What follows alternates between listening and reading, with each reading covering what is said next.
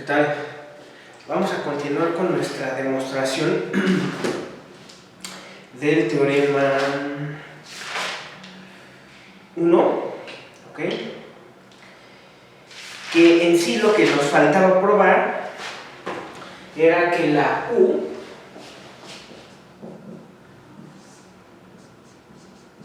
que habíamos propuesto como phi de x menos y con f de y, teníamos que probar que U era de clase C2 en Rn, si f era C02 en Rn, lo cual ya hicimos. Nos falta probar que el laplaciano de U es igual a f en Rn. ¿Sí? ¿Ok? Entonces vamos a probarlo, ¿va? Este es el segundo paso de la demostración. Segundo paso. Entonces tenemos que demostrar que el laplaciano es igual a f de x puntualmente. Por eso hago explícita aquí la x. Para cada x se satisface esto. ¿Va? Bien. Entonces, fíjense, el gran truco es el siguiente. Como la phi de x se indetermina cuando la norma de x tiende a 0, entonces aislaremos, ¿okay?, la singularidad. Aislaremos la singularidad en una bola de radio epsilon. Ese es el truco. Y este truco es pues, uno de los 5 trucos que hay en análisis, nada más. ¿Sí? Entonces, ¿qué quiero decir con eso? Bueno, el laplaciano de Ux, ¿quién es? Sabemos que existe el laplaciano porque ya probamos que U es C2. Y de hecho probé que el laplaciano entra, pero no aquí. Acuérdense que hicimos un cambio en los argumentos. ¿Okay? Pasamos este argumento para acá, es decir, usamos la conmutatividad de la convolución y le pasamos las derivadas a f. Entonces, esto es la integral sobre la bola de radio epsilon con centro en 0 de phi de y con laplaciano. Hago explícito el hecho de que es en x, obviamente, de f en x menos y de y más la integral en Rn sin la bola de radio epsilon con centro en 0 de phi de y por laplaciano de f en x menos y de y. ¿Sí? Entonces, vamos a ponerle a esta integral 1, ¿va? 1 epsilon, más bien i epsilon, y a esta integral le vamos a poner j epsilon, ¿va? Y a todo esto le ponemos 1. ¿Sí? Entonces, como les decía, el chiste es, este en sí es el término más problemático, porque este es el término que contiene la singularidad. ¿Sí? De hecho, ya habíamos hablado de esto. Si no hubiera tal término, esto sería una... Si la phi no tuviera tal singularidad, esto sería una solución de la ecuación de Laplace.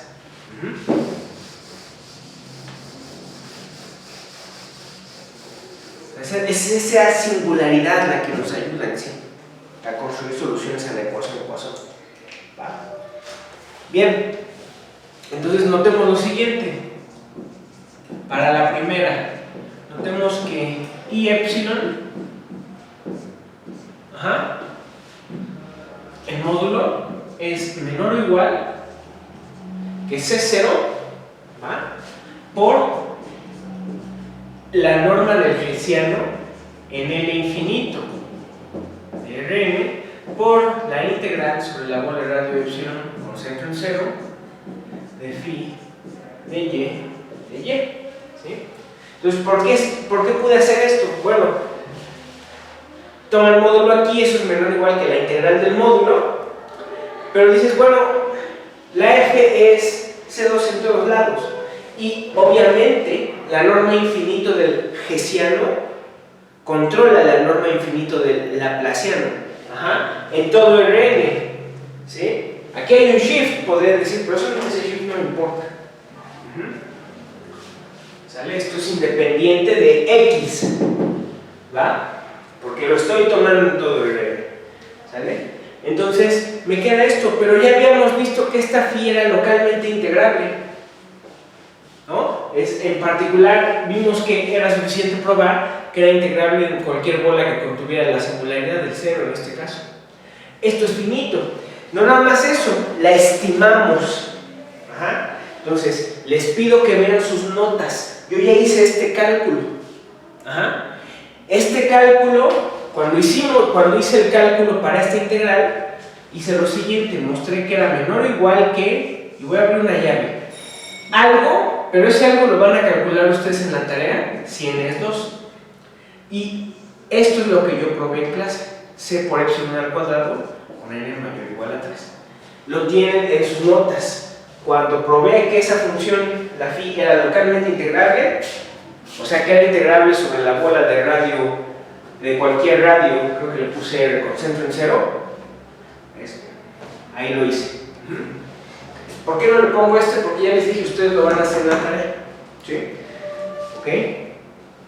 Luego fíjense, integrando por partes,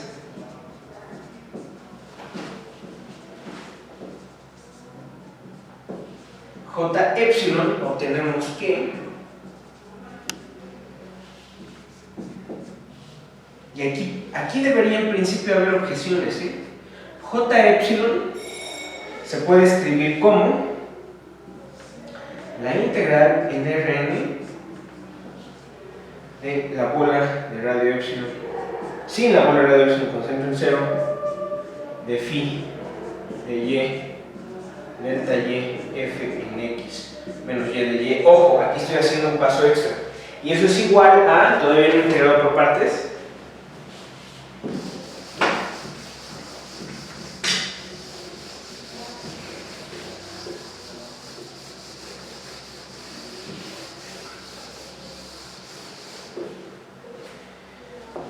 eso es igual a menos la integral en Rn, ¿okay? Sin la bola de radio epsilon o centro en 0 del gradiente de esta función en y punto el gradiente en y de f en x menos y de y. ¿Sale? Más, estoy integrando por partes, la integral sobre la flota de la bola de radio epsilon con centro en 0 de phi de y por la parcial de f respecto de la normal en x menos y de ese y. Ajá. Ahora, a esta le vamos a poner k epsilon y a esta le vamos a poner l epsilon. Entonces, ojo, primero, antes de integrar por partes, cambié la variable de laplaciano de x por y. ¿Por qué? Ya he usado ese tipo de trucos antes, pero ¿por qué la cambié? Fíjense que es regla de la cadena. Les digo, ya he usado el truco antes, pero si ustedes sacan la parcial respecto de x y de una función f en x menos y, entonces esto es igual a la derivada de f en xi, siendo xi x menos y, por la derivada de xi respecto de xi, ¿no? Pues a fin de cuentas lo que les queda es la parcial respecto de xi, ¿okay? De f en xi. Ajá. Bueno, si sacan la derivada parcial respecto de y de f en x menos y, ¿cuál es ahora el cálculo? Ah, pues es la derivada de f respecto de xi por la derivada de xi respecto de y. Nada más que eso les va a sacar un factor de menos. Les va a sacar un factor de menos 1, ¿ok? Por la parcial de xi f de xi, ¿no? Entonces, ¿Qué pasa cuando sacan una segunda derivada?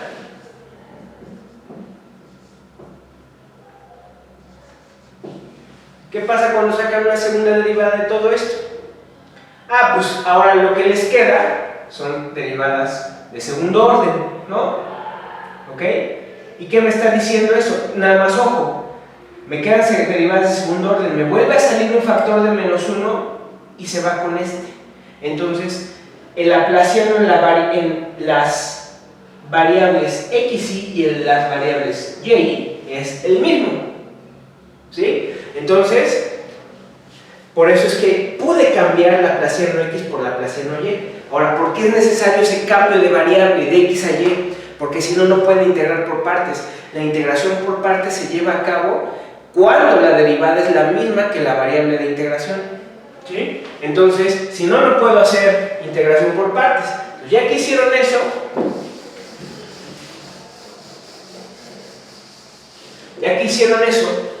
se vienen para acá y ya usé integración por partes, fórmulas de Green. Las fórmulas de Green son integración por partes, ¿ok?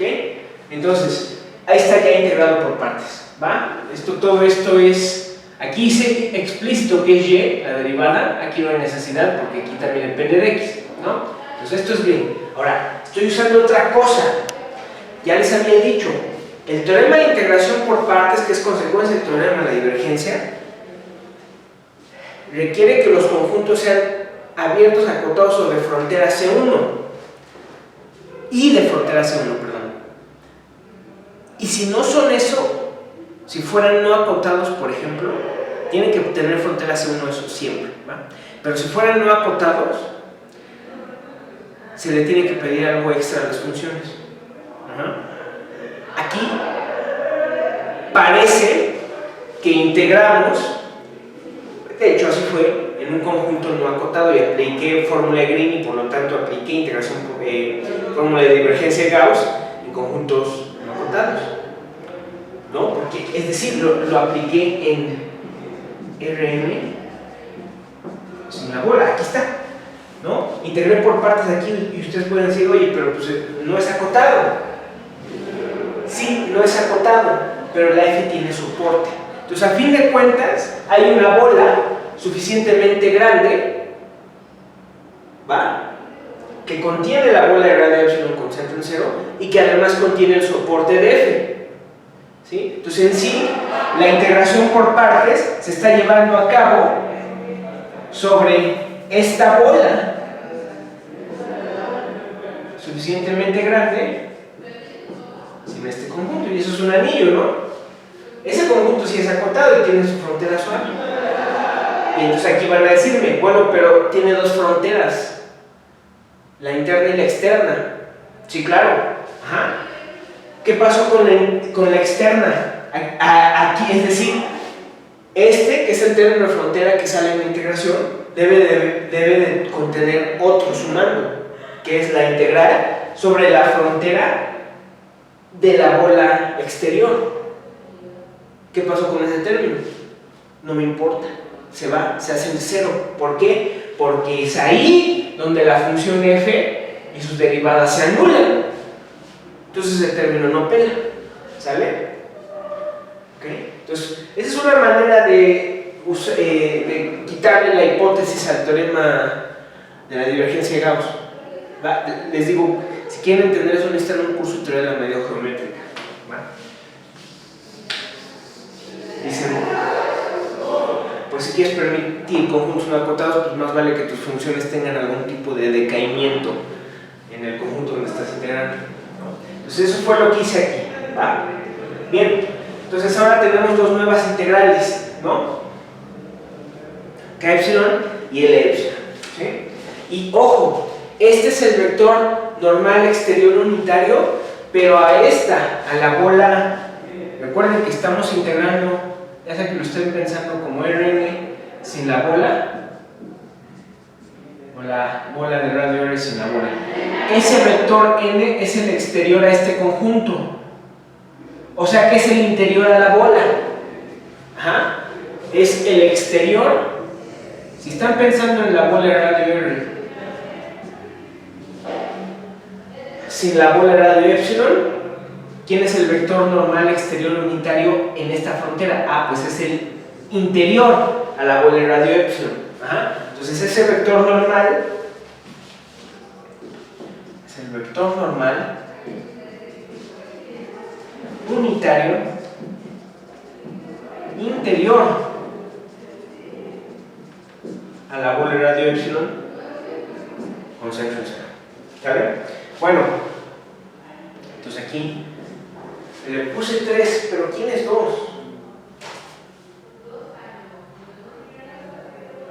Por alguna razón en mi numeración estoy volando el número 2. Ni modo, vamos a respetarlo.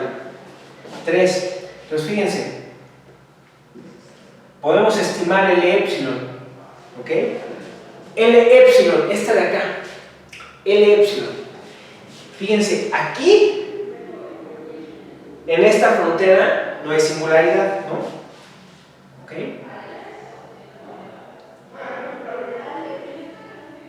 Y esta función de aquí, aún así, yo la puedo dominar con sus valores máximos, pero en este caso no la derivada. Entonces esto es menor o igual que la derivada de f de norma L infinito, ¿ok? Por la integral sobre la frontera radio epsilon con centro en 0. Ajá. Aquí no hay singularidad, ¿sí? Y yo calculé esta también en la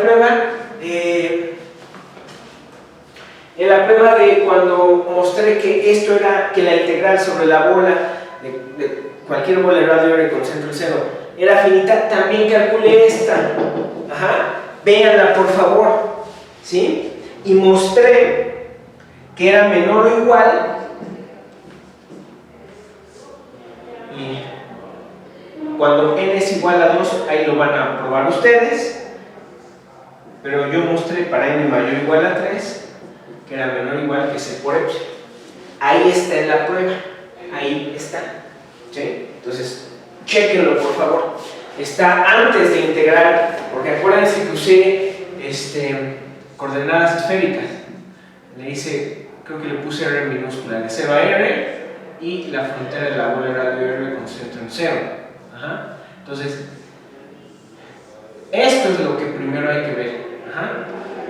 Es ese cálculo de esta integral, es el que me refiero, es de orden C epsilon, en este caso R es epsilon. ¿Sí? ¿Okay? Cuando R es 2, si ven a lo que voy, es que en este caso, cuando epsilon se va a 0, este término se nos va a ir. Cuando epsilon se va a 0, este término se va a ir. Lo mismo va a pasar para dimensión 2. Ajá. Pero eso, como les digo, lo van a hacer ustedes en su tarea. ¿Sí?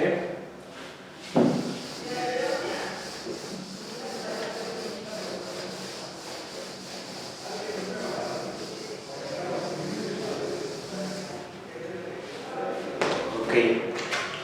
Entonces,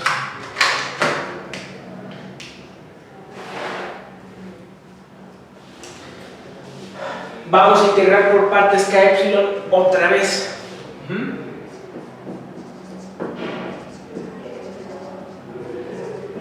Integramos por partes k epsilon. Ajá. Entonces, esto lo ponemos 4. K epsilon va a ser la integral en Rn sin la bola de radio epsilon con centro en 0 del laplaciano de phi y, ¿ok? Este gradiente, cuando integran por partes, pasa como laplaciano para acá, ¿sale? De hecho, más bien, ese gradiente pasa como divergencia. La integración por partes hace eso, ¿eh? Los gradientes los convierte en divergencias y las divergencias en los gradientes. Nada más que cuando yo lo paso para acá, me queda la divergencia del gradiente y eso es el laplaciano, ¿sí? Entonces, me queda el laplaciano, y si no se acuerdan de esto, vean sus fórmulas de Green de cálculo. Entonces, esto es el laplaciano de phi por f en x menos y de y menos la integral sobre la frontera de la bola de radio epsilon con centro en 0 de la parcial de phi respecto de n por f en x menos y de ese y. ¿Sale? Otra vez, efectivamente hay otra frontera. No me importa porque se me va, la f se anula en ella. ¿Sí? Entonces me queda esto. ¿Qué es lo bueno de esto, señores? ¿Cuánto vale este término?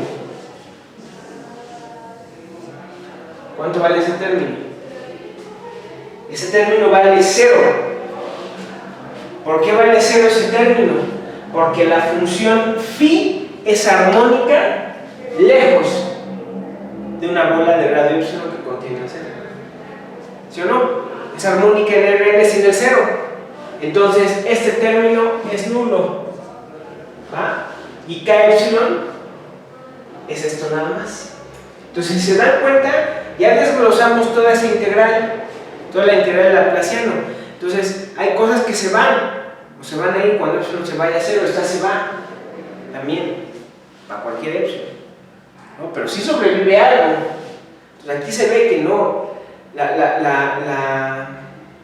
no puedes meter el Laplaciano en phi y esperar que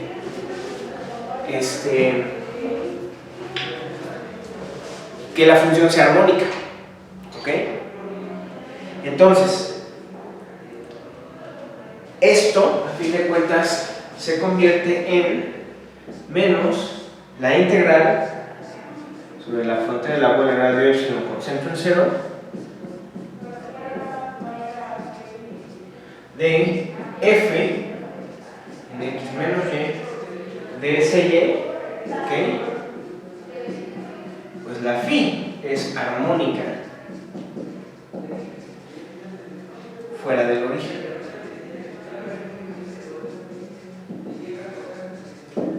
¿Sale? Okay. Entonces, como pueden ver, realmente esto es lo único que nos interesa trabajar. Todo lo demás, cuando epsilon se vaya a 0, se va a ir, ¿no?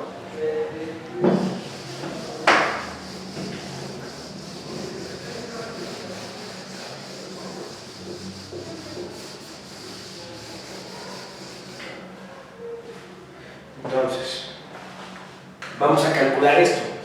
Para y distinto de 0, fíjense que el gradiente de la phi es 1 entre omega n con un menos por y sobre la norma de y a la n. Ajá. Calcúlenla por favor, no hay ningún problema, es un cálculo bobo. Y el vector normal unitario, ¿quién es? Necesitamos sacar la derivada normal. ¿Quién es el vector normal unitario? Estamos en la frontera de la bola. Pues es cualquier radio, cualquier vector radial, digamos más bien, sí, cualquier radio en la bola, que parte desde el 0, obviamente, es vector normal exterior unitario de la bola, de la frontera de la bola de radio epsilon. Pero estamos hablando del interior, ya habíamos dicho, este vector normal es el interior. Entonces, el vector normal en este caso va a ser menos y sobre la norma de y. Ajá. Para que vaya dirigido hacia adentro. Ahora, esto es sobre la frontera de la bola de radio epsilon con centro en 0. Entonces, la derivada normal de phi evaluada en la frontera de la bola de radio epsilon con centro en 0, ¿quién es? ¿Quién va a ser? Ah, bueno, pues es esto, producto interno esto, el menos con el menos se me va a ir. Ajá.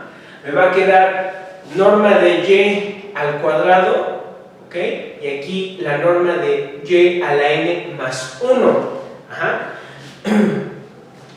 A la n más 1, y entonces me va a quedar n menos 1 abajo, ¿sí? Pues me va a quedar 1 entre omega n por epsilon a la n menos 1.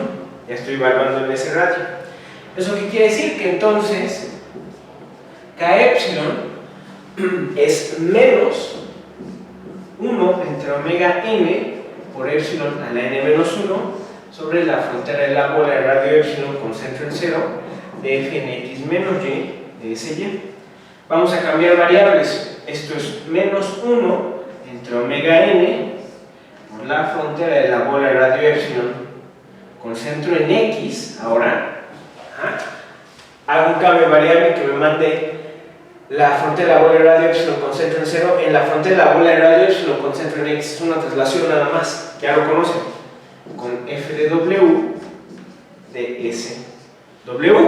¿Por qué ya no aparece este? Porque el jacobiano de ese mapeo, ya saben que es epsilon al n-1. ¿Sí? Bien, pero ¿esto quién es? ¿O a qué converge? ¿Qué es esto? ¿Eso qué es?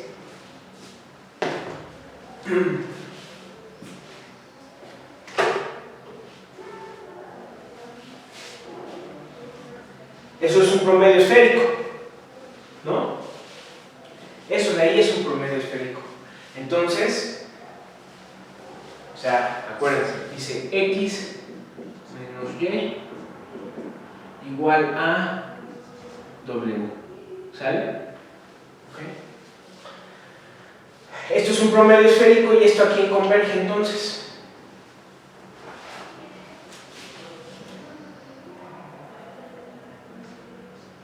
Pues esto converge a menos f de x, si epsilon tiende a 0. ¿Sale? Y ni siquiera es necesario hacer el cambio de variable. O sea, el cambio de variable es nada más para que lo vean más parecido, pero lo ven desde acá. Se ve desde acá arriba. Esto es gracias a que f es continuo en particular, ¿no? Entonces, déjenme ver aquí, me quedó duda en una. ¿Es esto?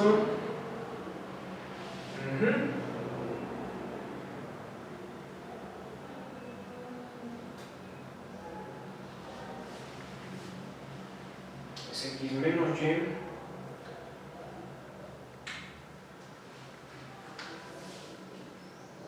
Ok, a ver, aquí hay un error, sí. Creo que sí tengo un error. Si estoy haciendo este cambio de variable, ojo, con razón dudaba ahí en el promedio esférico, a ver. Si estoy haciendo este cambio de variable, x menos y igual a w, que me está mandando la frontera de la bola de radio epsilon con centro en 0 en la frontera de la bola de radio epsilon con centro en X, es lo único que está haciendo, no me está cambiando el radio. Entonces, ¿quién es el jacobiano de este mapeo? Mucho ojo, aquí es una traslación.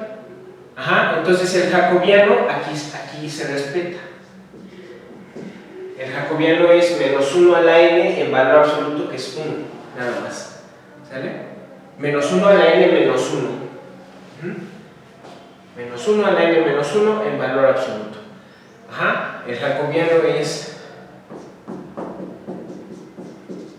menos 1. Ahí está. Que es 1. ¿Sale?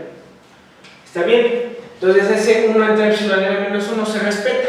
Y ahora sí lo ven más claro, ¿no? Esto es un promedio esférico y esto converge a menos f de x, si epsilon tiende a 0. ¿Sale? Ahí está.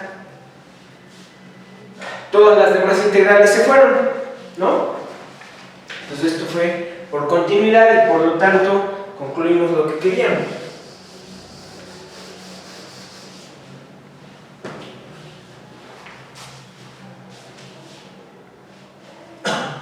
Le puse 5. Entonces esto es por continuidad. Ahora, combinando 1 y 5, concluimos que menos el laplaciano de x es f de x. ¿Sí? Ok, ahí está. ¿Va?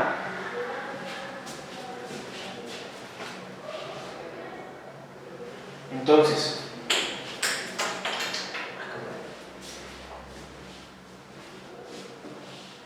así Así ya construimos una solución. Esto se puede hacer en general para cualquier ecuación diferencial parcial lineal con coeficientes constantes. Si uno conoce una solución fundamental, uno puede construir la solución al problema. Imagínense que su ecuación diferencial parcial con coeficientes constantes es esta: la suma de coeficientes multiíndice de f igual a de u igual a f. Esta es su ecuación parcial, súper general, ¿no? De algún grado. Yo puedo probar que dos cosas. Si u, más bien, si conocen la solución fundamental a esto, la solución fundamental, por definición, esto lo voy a hacer en el siguiente curso, es la que le pega a la delta de Dirac, es la que hace este trabajo. Esto es el sentido distribucional. Si ustedes conocen esa solución fundamental, ustedes pueden construir la solución general simplemente como convolución, de agarrar digamos que la solución fundamental es E, hacen la convolución con F y eso es U. ¿Okay? Eso se puede demostrar. Se llama teorema de Malgrange y Ehrenfreis, pero es un teorema pesado. Requiere teoría de distribuciones porque de entrada necesitan entender adecuadamente qué es la delta de Dirac. Eso lo hago en el siguiente curso. Toda ecuación diferencial parcial con coeficientes constantes, lineal con coeficientes constantes, tiene una solución fundamental. Por lo tanto, toda ecuación diferencial parcial lineal con coeficientes constantes tiene al menos una solución. ¿Vale? Entonces, podemos ir un poco más lejos. Permítanme.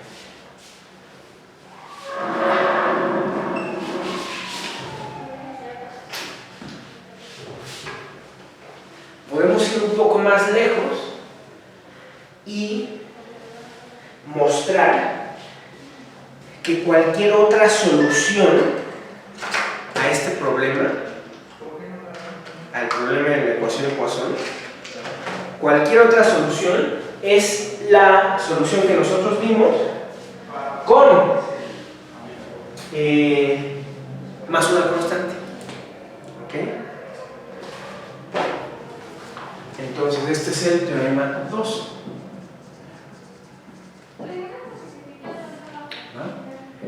Sea f de clase C02 en Rn, cualquier solución acotada de menos delta u igual a f en Rn tiene la forma u de x igual a la integral en Rn de phi